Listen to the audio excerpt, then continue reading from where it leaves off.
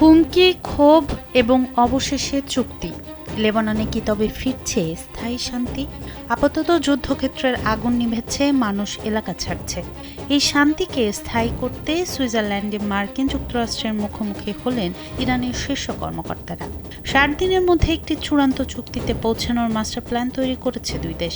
ইরানের পররাষ্ট্রমন্ত্রী Abbas Araghchi একে বলছেন উল্লেখযোগ্য অগ্রগতি।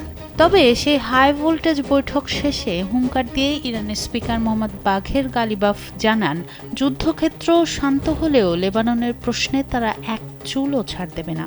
সংবাদ মাধ্যম ইরান ইন্টারন্যাশনালের প্রতিবেদনে খবর জানানো হয়েছে। গালিবাফের ভাষায়, সামরিক সাফল্যকে স্থায়ী করতে হলে আইনি ও রাজনৈতিক চুক্তির পথেই এগোতে হবে। স্যান্ডেলিনা সো, রূপচর্চায় আভিজাত্য। তাই চূড়ান্ত সমাধান না হওয়া পর্যন্ত ইরান কূটনৈতিক চাপ অব্যাহত রাখবে। ইসলামাবাদ সমঝোতার স্মারক বাস্তবায়নের এই হাই ভোল্টেজ বৈঠকে বেশ নাটকীয়তা ছিল। মার্কিন ভাইস প্রেসিডেন্ট জেডি ভ্যান্স জানান, আলোচনায় পাল্টাপাল্টি হুমকি ও ক্ষোভ থাকলেও শেষ পর্যন্ত দারুণ অগ্রগতি হয়েছে। একই সুরে মন্তব্য করেন ইরানের পররাষ্ট্রমন্ত্রী আব্বাস আরাকচিও। ইতিবাচক এই আলোচনার পরই তৈরি হয়েছে মাস্টার প্ল্যান।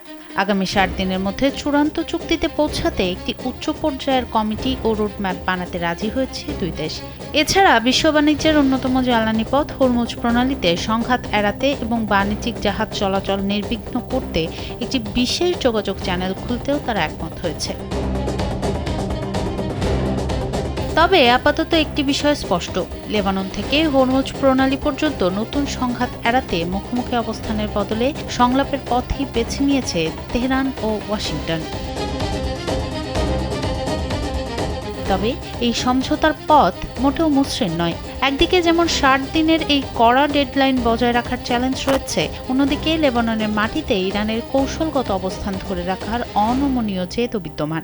ওয়াশিংটন ও তেহরানের এই ঐতিহাসিক মুখোমুখি বসার পেছনে পাকিস্তান ও কাতারের পর্দার পেছনের কূটনীতি বড় ভূমিকা রেখেছে ঠিকই, কিন্তু মূল পরীক্ষাটি হবে আগামী দিনগুলোতে। হরমুজ প্রণালীর মতো স্পর্শকাতর জলসীমায় সরাসরি যোগাযোগ চ্যানেল তৈরি করা নিঃসন্দেহে একটি বড় ব্রেকথ্রু।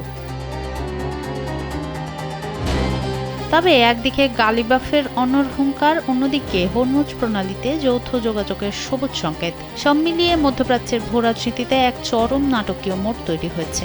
অতীতের সব তিক্ততা আর অবিশ্বাস পেছনে ফেলে তেহরান ও ওয়াশিংটন কি আসলেই কোনো ঐতিহাসিক চুক্তির দিকে এগোচ্ছে, নাকি এই কূটনৈতিক যুদ্ধবিরতি কেবলই বড় কোনো ঝড়ের আগের পূর্বাভাস? কূটনৈতিক টেবিলের এই দারুণ অগ্রগতি যুদ্ধবিধ্বস্ত লেবাননের সাধারণ মানুষের জীবনে কতটুকু দীর্ঘস্থায়ী শান্তি ও স্থিতিশীলতা এনে দিতে পারে, সেটা এখন অনেকটাই নির্ভর করছে সেই আলোচনার সফল পরিণতির উপর। সনম সিদ্দিকী, কালবেলা।